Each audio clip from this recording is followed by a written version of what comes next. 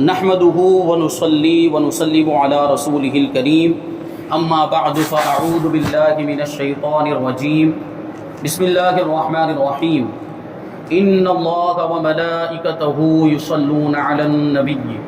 يا ايها الذين امنوا صلوا عليه وسلموا تسليما اللهم صل على سيدنا ومولانا محمد معدن الجود والكرم وآلہ الکرام وابنہ الکریم وبارک وسلم صلاۃ و سلاما علیک یا رسول اللہ صلی اللہ تعالی علیہ وسلم۔ سورہ بقرہ آیت نمبر 35 اور 36 کی تفسیر ہے۔ اللہ تبارک و تعالی ارشاد فرماتا ہے وَقُلْنَا يَا آدَمُ اسْكُنْ أَنْتَ وَزَوْجُكَ الْجَنَّةَ وَكُلَا مِنْهَا رَغَدًا حَيْثُ شِئْتُمَا وَلَا تَقْرَبَا هَٰذِهِ الشَّجَرَةَ فَتَكُونَا مِنَ الظَّالِمِينَ فَأَزَلَّهُمَا الشَّيْطَانُ عَنْهَا فَأَخْرَجَهُمَا مِمَّا كَانَا فِيهِ وَقُلْنَا اهْبِطُوا بَعْضُكُمْ لِبَعْضٍ عَدُوٌّ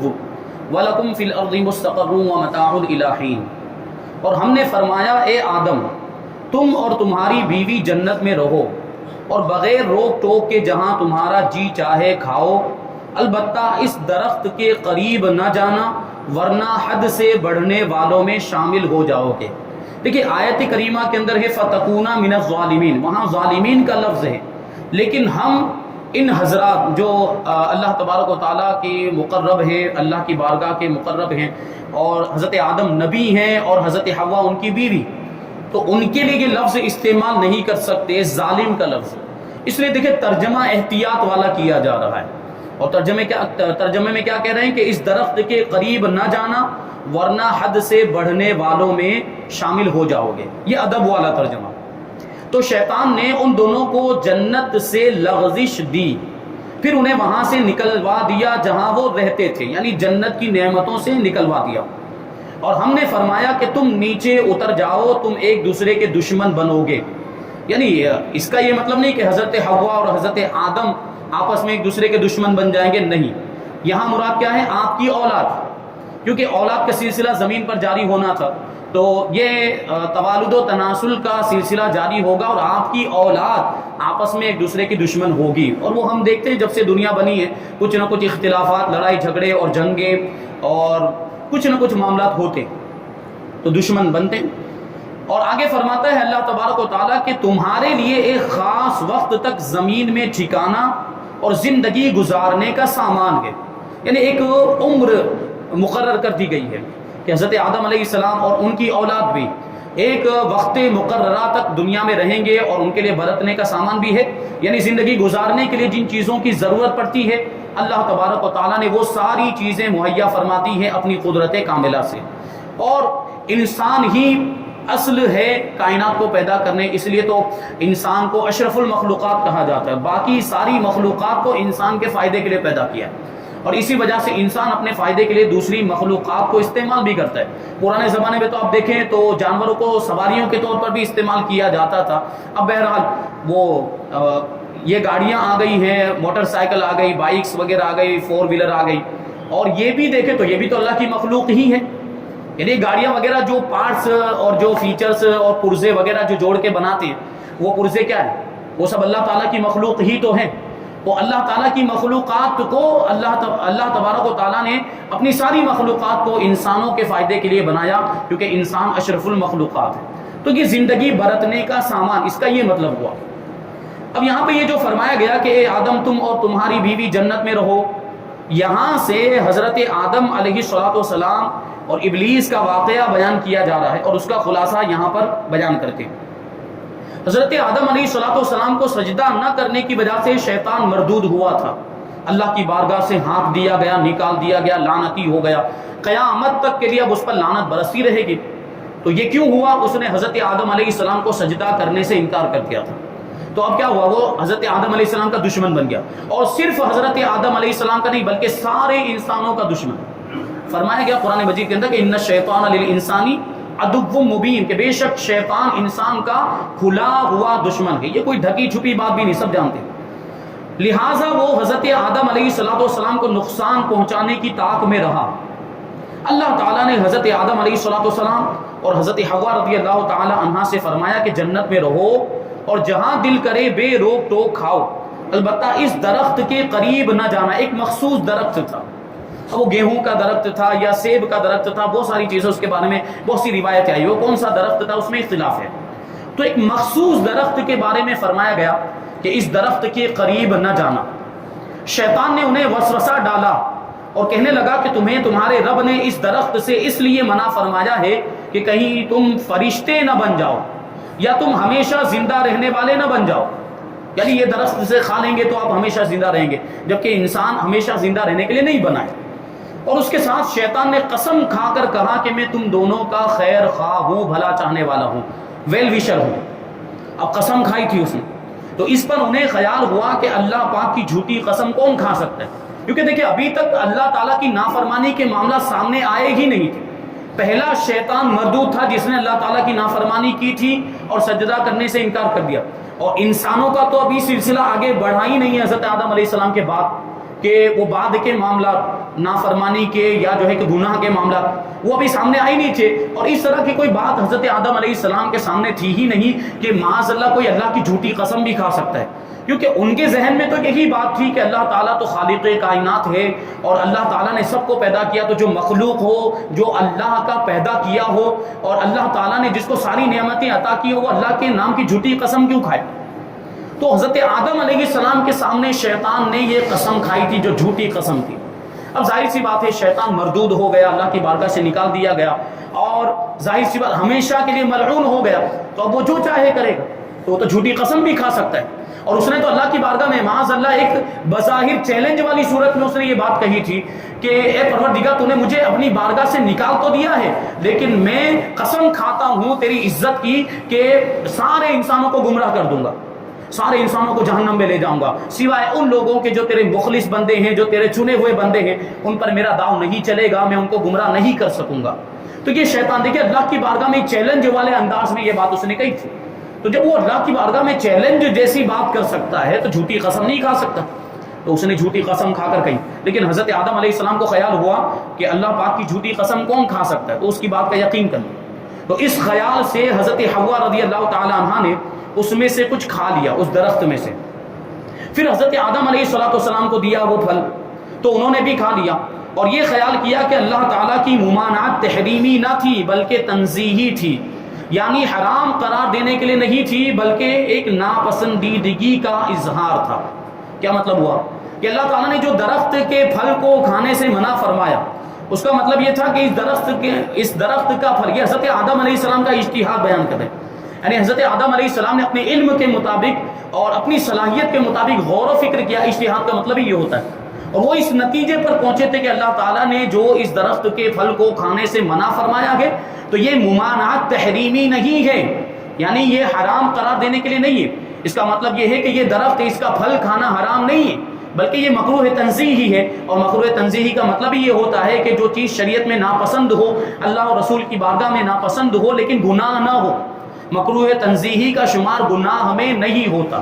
تو حضرت آدم علیہ السلام نے بھی اجتہاد کیا اور وہ اس نتیجے پر پہنچے کہ یہ جو ممانعت ہے یہ تحریمی نہیں ہے بلکہ تنزیہی ہے، یعنی اگر میں کھا لوں گا تو گنہگار نہیں ہوں، تو انہوں نے کھا لیا۔ یہاں حضرت آدم علیہ السلام سے اجتہاد میں خطا ہوئی، اور خطائے اجتہادی گناہ نہیں ہوتی، یہ بات بھی ذہن میں رہے کہ مجتہد، میں نے ابھی اشارہ کیا، مجتہد جو ہوتا ہے یعنی علم رکھنے والا، اپنے علم کے مطابق، اپنے ملکے کے مطابق، اپنی صلاحیت کے مطابق، اپنی اہلیت اور قابلیت کے مطابق غور و فکر کرتا ہے، اور غور و فکر کرنے کے بعد کسی نتیجے پر پہنچتا ہے، اس کو کہا جاتا ہے اجتہاد۔ جیسے مجتہدین ائمہ ہیں، جیسے ہمارے امام اعظم ابو حنیفہ رضی اللہ تعالیٰ عنہ بھی مجتہد ہیں، امام شافعی بھی مجتہد ہیں، امام مالک بھی مجتہد ہیں، امام احمد ابن حنبل بھی، یہ چار امام جو مشہور ہیں، ان کے علاوہ بھی سینکڑوں کی تعداد میں مجتہدین ہوئے، لیکن آج ان کا نام لینے والا کوئی نہیں ہے، اور وہ اتنی زیادہ شہرت نہیں رکھتے اور لوگ ان کو جانتے بھی نہیں، کیونکہ ان کا مذہب محفوظ نہیں رہ سکا۔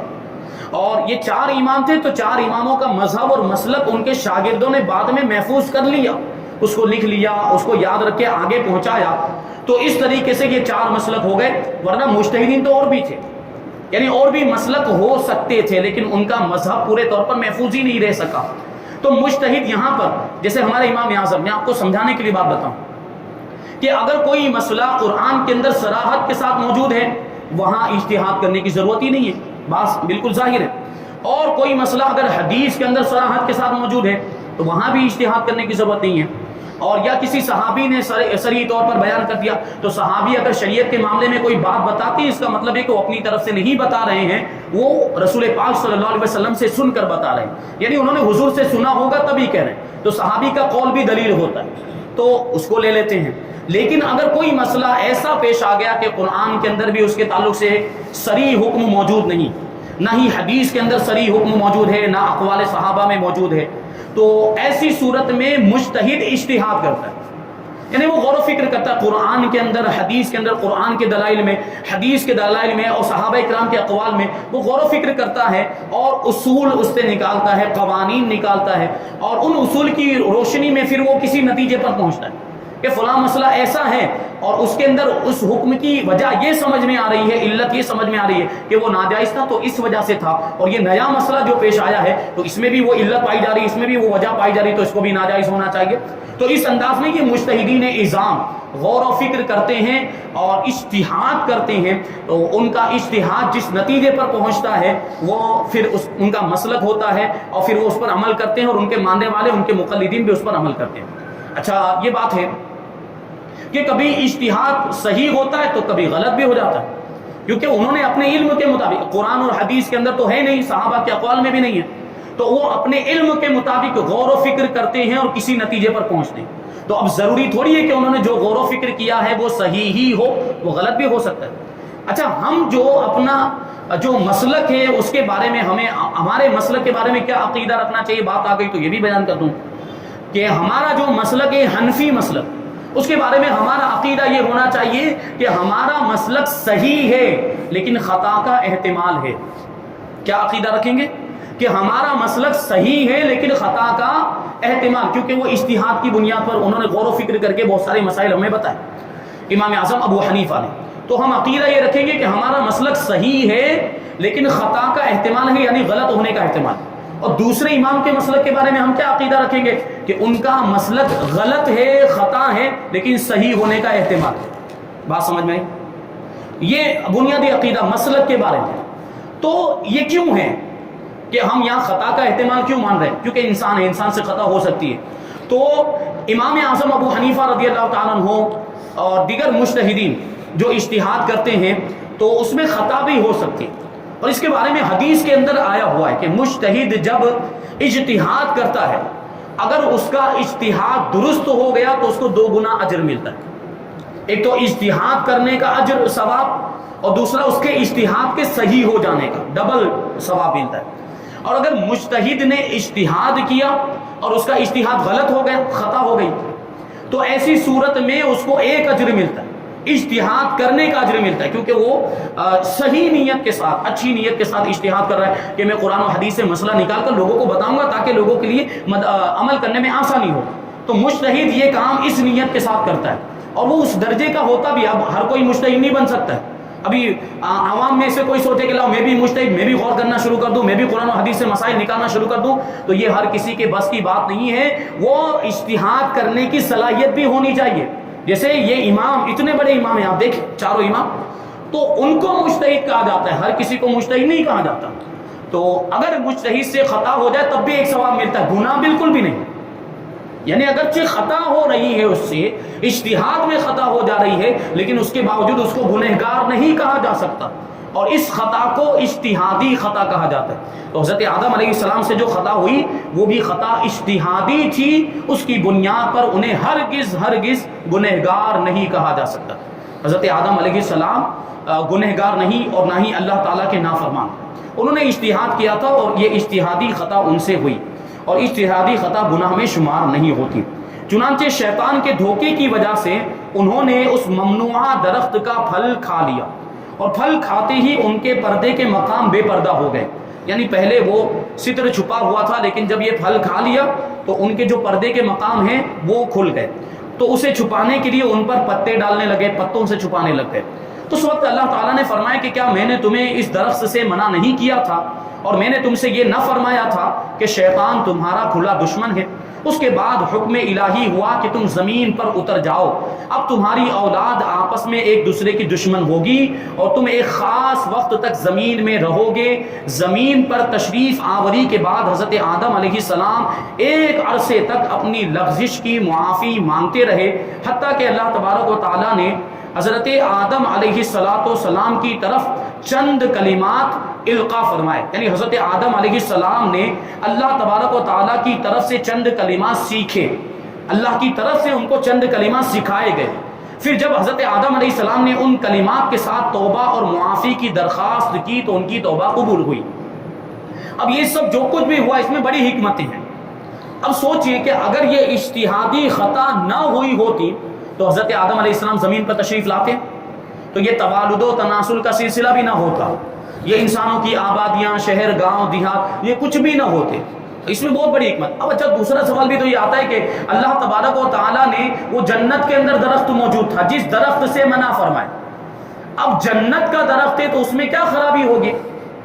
جنت کی نعمتیں تو اللہ تبارک و تعالیٰ نے جنتیوں کے لیے بنائی ہے، جنت میں رہنے والوں کے لیے، تو اس میں تو ایسی کوئی خرابی نہیں ہوگی کہ اس کو کھانے سے منع کر دیا جائے، لیکن اس میں اللہ تعالیٰ کی حکمتیں بہت ساری وہ ہماری سمجھ میں نہیں آ سکتی، وہ پروردگار عالم ہے۔ اللہ تبارک و تعالیٰ نے وہ منع فرمایا تو اس میں حکمت تھی۔ اور ایک چیز یہ بھی یہاں سے ظاہر ہو جاتی کہ خطائے اجتہادی گناہ نہیں، کیونکہ انبیاء کرام معصوم ہوتے ہیں، انبیاء کرام سے گناہ ہونا ناممکن اور محال ہے، پاسبل ہی نہیں، انبیاء کرام سے گناہ ہو ہی نہیں سکتا، بھی یہ بحث آگے آئے گی۔ تو اس کا مطلب یہ کہ حضرت آدم علیہ السلام سے بھی گناہ نہیں ہوا، وہ خطائے اجتہادی تھی، اور خطائے اجتہادی اب جب حضرت آدم علیہ السلام سے ہوئی تو ہم ان کو گنہگار نہیں کہہ سکتے۔ تو اسی طرح اماموں سے یا جو ہے کہ صحابہ کرام کی طرف سے بسا اوقات اگر ایسی کوئی خطا جس کو خطائے اجتہادی کہا جاتا ہے اگر وہ ہو گئی تو ان کو بھی گنہگار نہیں کہا جا سکتا، جیسے حضرت امیر معاویہ رضی اللہ تعالیٰ عنہ کا معاملہ کہ ان سے خطائے اجتہادی ہوئی حضرت علی کے مقابلے میں، کیونکہ مولا کائنات حق پر تھے اور ان کے مقابلے میں حضرت امیر معاویہ آئے، ان سے یہ خطائے اجتہادی ہوئی اور خطائے اجتہادی کے بارے میں بات واضح ہو چکی کہ اس کو گناہ نہیں کہا جا سکتا، اس لیے حضرت امیر معاویہ کو بھی گنہگار نہیں کہہ سکتے۔ یہاں ایک اہم مسئلہ یاد رکھنا ضروری ہے، کیونکہ آج کل بے باکی کا دور ہے اور جس کا جو جی چاہتا ہے وہ بول دیتا ہے، یہاں تک کہ مذہبی معاملات میں اور اہم عقائد میں بھی زبان کی بے احتیاطیاں شمار سے باہر ہیں۔ اس میں سب سے زیادہ بے باکی جس مسئلے میں دیکھنے میں آتی ہے وہ حضرت آدم علیہ السلام کا جنتی ممنوعہ درخت سے پھل کھانے کا مسئلہ ہے۔ اعلیٰ حضرت امام احمد رضا خان رحمۃ اللہ تعالی علیہ فرماتے ہیں غیر تلاوت میں اپنی طرف سے حضرت آدم علیہ السلام کی طرف نافرمانی اور گناہ کی نسبت کرنا حرام ہے۔ تلاوت میں یہ ظالمین کا لفظ آیا ہے اور کہیں پہ عصا آدم ربہ آیا ہے، وہ عصا آیا ہے، یعنی یہ عصیان کا لفظ آیا، اس کا معنی ہوتا ہے نافرمانی، لیکن ہم تلاوت کر رہے ہیں تب تو یہ پڑھ سکتے ہیں تلاوت کے اندر، لیکن تلاوت کے علاوہ معاذ اللہ ہرگز حضرت آدم علیہ السلام کو نافرمان یا حضرت آدم علیہ السلام کو گنہگار ہرگز نہیں کہہ سکتے، یہ حرام ہے۔ بلکہ بعض ائمہ کرام نے تو اس کی تصریح فرمائی ہے، ائمہ کرام کی ایک جماعت نے اس کو کفر بھی بتایا، کیونکہ یہ ان کی شان میں گستاخی ہے، نبی کی شان میں گستاخی، اور نبی کی شان میں ادنا سی گستاخی کفر کا سبب ہوتی۔ لہٰذا اپنے ایمان اور قبر و آخرت پر ترس کھاتے ہوئے ان معاملات میں خاص طور پر اپنی زبان پر قابو رکھیں، انبیاء کرام کے مرتبے کا لحاظ رکھیں، تو غیر تلاوت میں ہرگز کسی بھی نبی کی طرف گناہ یا نافرمانی کی نسبت نہیں کی جا سکتی۔ اچھا، اب یہ جو سوال انہوں نے پوچھا تھا پچھلے درس میں، اس سوال کا جواب شامل کر لیتے ہیں اور پھر بات کو ختم کرتے ہیں کہ حضرت آدم علیہ السلام جنت میں تھے اور وہ درخت بھی جنت کے اندر تھا، اور شیطان کو اللہ تبارک و تعالیٰ نے اپنی بارگاہ سے نکال دیا، وہ راندہ بارگاہ ہو گیا تھا، راندہ بارگاہ الہی ہو گیا، ملعون ہو گیا ہمیشہ کے لیے۔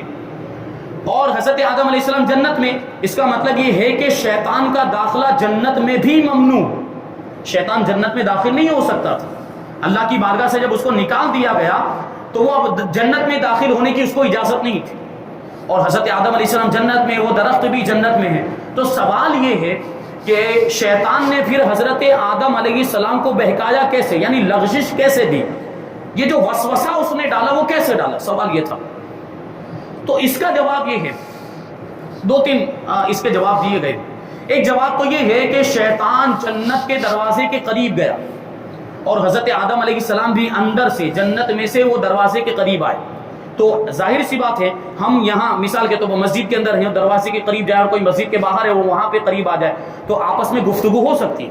آپس میں بات چیت ہو سکتی ہے۔ جیسے ہم اپنے گھر کی بات کر لیں کہ ہم اپنے گھر کے دروازے پر آ جائیں اور کوئی باہر سے آیا ہمارے دروازے کے قریب آ گیا اور وہ ہم سے بات چیت کر رہا ہے تو دروازہ کھلا ہوا ہو تو بات چیت ہو سکتی ہے۔ تو ایک روایت میں یہ آیا کہ شیطان دروازے کے قریب آیا اور حضرت آدم علیہ السلام کو اس نے بلایا دروازے کے قریب اور یہ سب باتیں ہوئی اور اس نے وسوسہ ڈالا اور یہ سب معاملات ہوئے۔ دوسری روایت میں یہ آیا ہے کہ شیطان ایک جنتی جانور کی شکل میں آیا، یعنی اس نے ایک جنتی جانور کی شکل اختیار کر لی اور پھر وہ جنت پہ گھس گئے،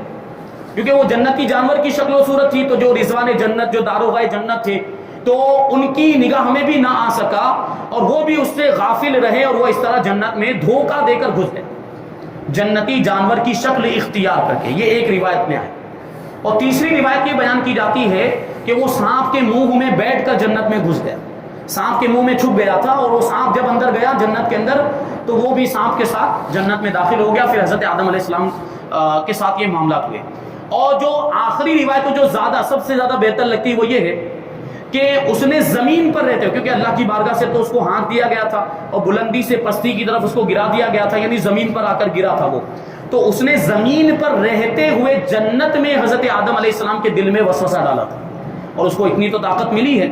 جیسے ہم اور آپ آج کل کے معاملات دیکھ لیں کہ ہمارے دل میں شیطان وسوسہ ڈالتا ہے کہ نہیں ڈالتا ہے، تو اس کا ہمارے قریب ہونا ضروری نہیں، حالانکہ وہ قریب ہوتا ہے، کہیں نہ کہیں ہوتا ہے، اس کو ایسی طاقت ملی ہے۔ بہرحال وہ یہاں زمین پر رہتے ہوئے اس نے حضرت آدم علیہ السلام کو جنت میں وسوسہ ڈالا، اور یہ بات سب سے زیادہ واضح اور سمجھ میں آنے والی بات ہے۔ تو اس طرح یہ حضرت آدم علیہ السلام کے ساتھ یہ شیطان کے وسوسے کے معاملات ہوئے اور حضرت آدم علیہ السلام پھر زمین پر تشریف لائے۔ اور پھر آگے اور بہت ساری باتیں اس کے تعلق سے ہیں۔ انبیاء کرام کو ظالم کہنے کا حکم کیا ہے، کیونکہ یہاں پر جو فتکونا من الظالمین کا لفظ آیا ہے تو اس سے پہلے بھی یہ بات آ گئی کہ ظلم ایک بری چیز، اور ہمارے عرف میں اور اب ہماری زبان کے اعتبار سے ظالم ایک گستاخی والا لفظ بن گیا اور ظالم ایک گویا کہ گالی بن گئی۔ تو ظاہر سی بات ہے یہ لفظ ہم انبیاء کرام کے لیے استعمال ہی نہیں کر سکتے۔ اور بھی کچھ باتیں ہیں، اور انبیاء کرام یہ معصوم ہوتے ہیں تو اس کے دلائل بھی بیان کریں گے کہ انبیاء کرام معصوم ہوتے ہیں تو اس کی دلیل کیا ہے۔ اور پھر اس کے بعد والی آیت کریمہ آیت نمبر 37 کی تفسیر انشاءاللہ تبارک و تعالیٰ، یہ ساری باتیں ہم آئندہ درس میں شامل کریں گے۔ اللہ تبارک و تعالیٰ کی بارگاہ میں دعا ہے کہ جو کچھ بھی بیان ہوا اس پر ہم سب کو عمل کرنے کی توفیق عطا فرمائے اور نور قرآن سے ہم سب کے دلوں کو روشن اور منور فرمائے۔ وما علینا الا البلاغ۔ السلام علیکم۔